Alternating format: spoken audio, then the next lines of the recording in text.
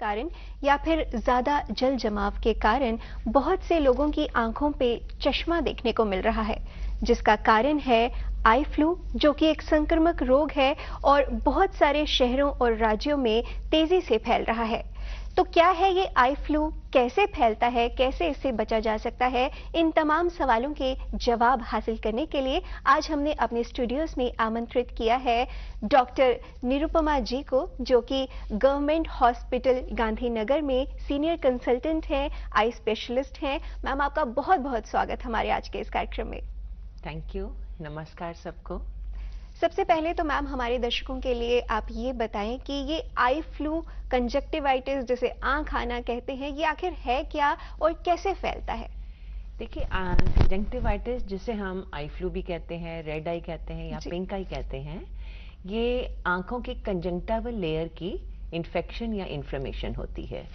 अभी कंजंक्टिवाइटिस दो टाइप की होती है, allergic conjunctivitis and infective conjunctivitis. Allergic conjunctivitis जो है वो जैसे डस्ट या पोल्यूशन, पोलन ग्रेन्स या मौसम के बदलाव से, सीजनल चेंज से हो जाती है। उसमें भी आंखें रेड हो जाती हैं, खारिश होती है, लेकिन वो स्प्रेड नहीं होती।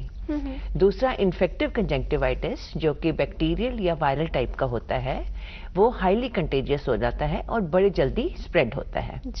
आजकल जो फैला हुआ है ये इन्फेक्टिव कंजंक्टिवाइटिस फैला हुआ है, और दोनों वायरल और बैक्टीरियल दोनों फैले हुए हैं।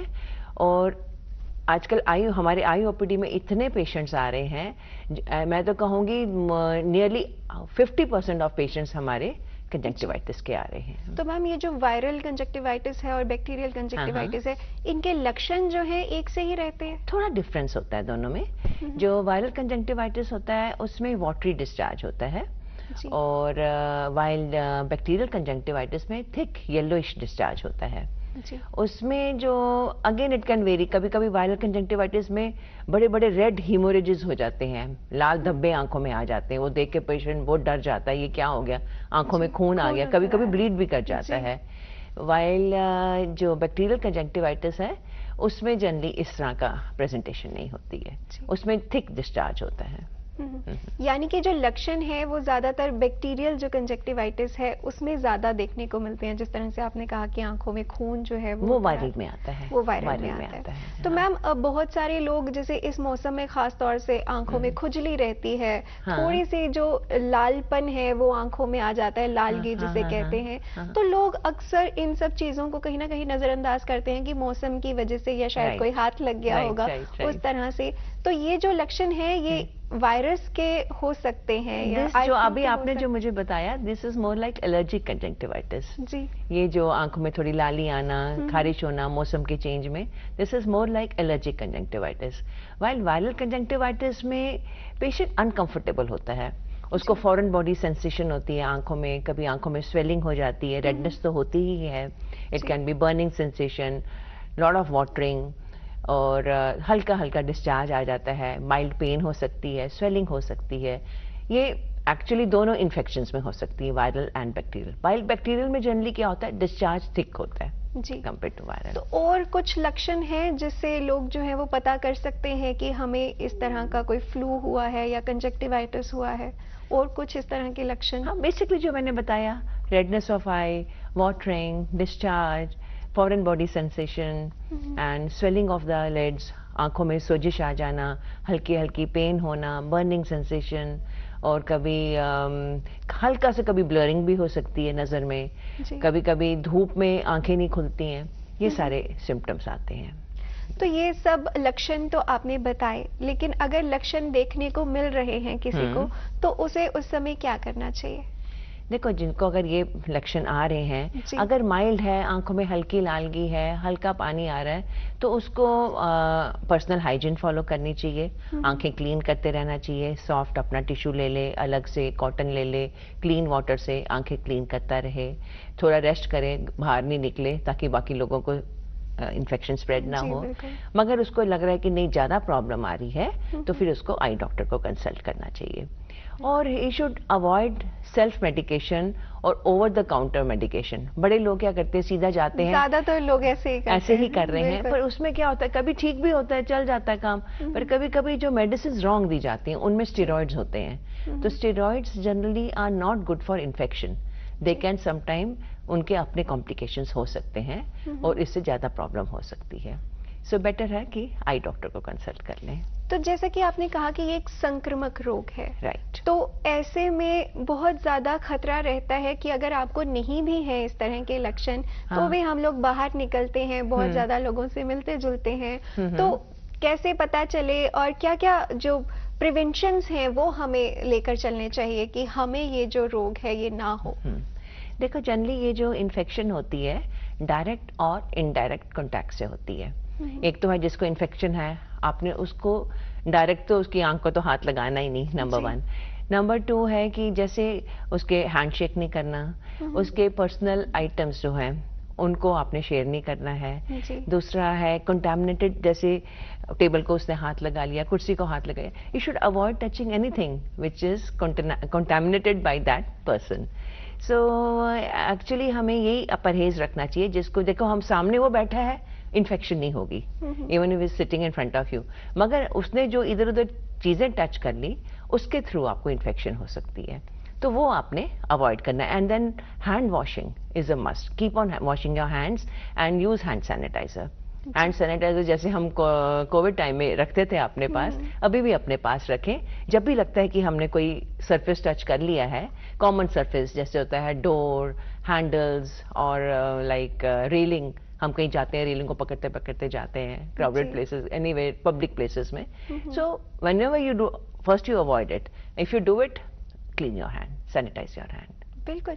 बहुत सारे लोगों को बहुत तरह के डर भी जो है ना इस चीज को लेकर रहते हैं कि हमें ये चीज नहीं छूनी, ये नहीं करना, या अगर इसको आई फ्लू है, लोग उस व्यक्ति से ही दूर हो जाते हैं कि इसे तो आई फ्लू हुआ है, कहीं हमें ना हो जाए।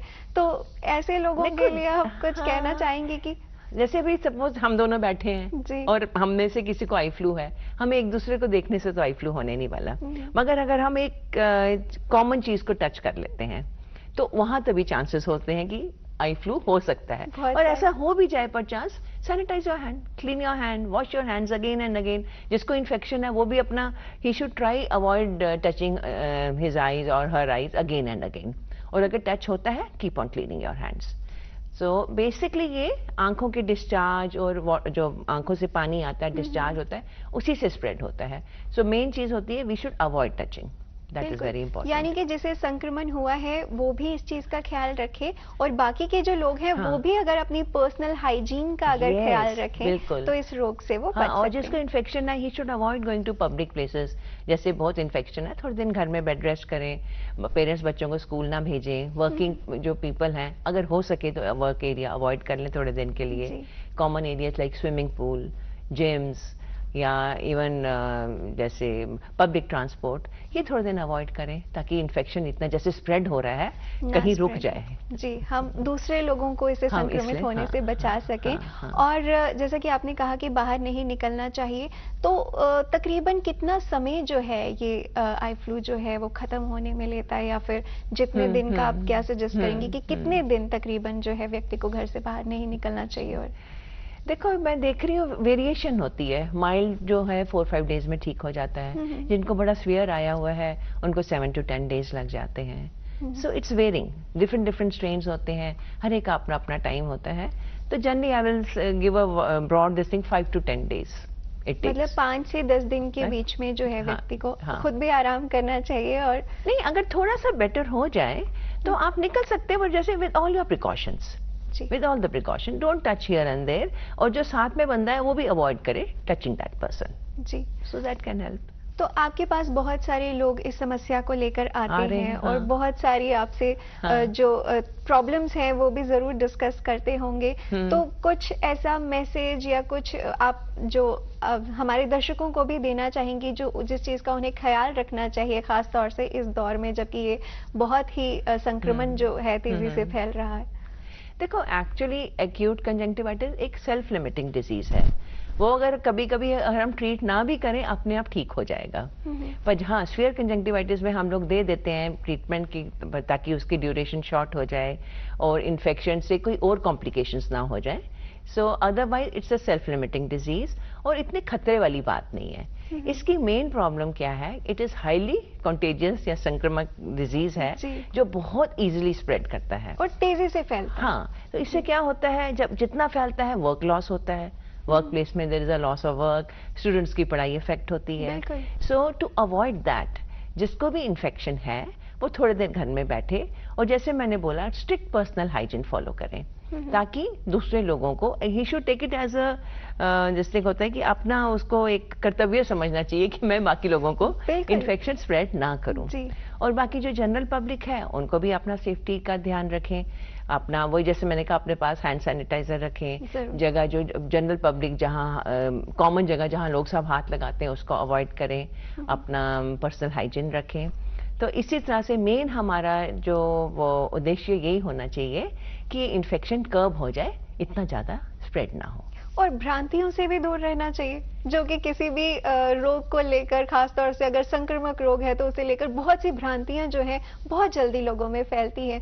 जैसे कि आपने उसमें से एक कहा कि आंखों में देखने से आई फ्लू हो जाता है, तो लोग उस व्यक्ति से ही जो दूरी बनाना है वो शुरू कर देते हैं। तो कहीं ना कहीं इन भ्रांतियों से भी व्यक्ति को बाहर निकलना चाहिए। बिल्कुल दूर रहना चाहिए, कोई देखने से कुछ नहीं होता वो। हाँ, पर लोग इसलिए ग्लासेस बताऊं क्यों पहनते हैं, अपनी रिलीफ के लिए, क्योंकि कितने बार जब थोड़ी धूप लगती है या डस्ट से अपने आप को आंखों से उसके बचाने के लिए, और दूसरा वो इसलिए पहनना चाहिए कि बारी बारी हम अपनी आंख को, इन्फेक्टेड आंख को टच ना करें।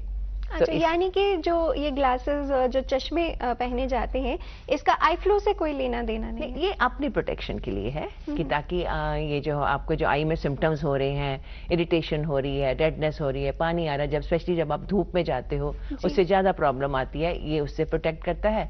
दूसरा, जब आपने वो पहनी है, ग्लासेस पहन रखे हैं, तो आप अपनी आंखों को बारी बारी टच नहीं करोगे, तो वो भी प्रिवेंट करता है स्प्रेड होने से। जी, यानी कि इसका जो मेन आपने लक्षण, जो मेन कारण बताया इसके फैलने का, वो यही है कि जो हाथ हम अपनी आंखों को लगाने के बाद यहाँ वहाँ लगा देते हैं और फिर उन चीजों को जब दूसरे लोग आकर छूते हैं तो उससे ये जो रोग है वो स्प्रेड होता है। जी, तो मैम आज आप हमारे स्टूडियोज में आए, आपने हमसे इतनी सारी बातें जो हैं इस आई फ्लू को लेकर हमारे साथ साझी की, जो कि इस समय बहुत तेजी से, जैसे कि हमने पहले भी बात की कि भारत के कई राज्यों में, कई शहरों में फैल रहा है। और जैसे कि आपने भी बताया कि बहुत सारे केसेस जो हैं वो आपके पास रोज ज्यादा आ रहे हैं। जी, तो हम उम्मीद करते हैं कि आज जितनी भी जानकारी आपने हमारे साथ साझी की है वो हमारे दर्शकों के काम आएगी और वो इस रोग से बचेंगे भी और अपना ख्याल भी रखेंगे। हमारे स्टूडियोज में आने के लिए आपका बहुत बहुत शुक्रिया। थैंक यू, धन्यवाद। तो दर्शकों, ये थी डॉक्टर निरुपमा जिन्होंने आज हमसे बात की आई फ्लू पर। अगली बार फिर किसी विषय को लेकर आपसे फिर मुलाकात होगी, तब तक दीजिए अनुमति। नमस्कार।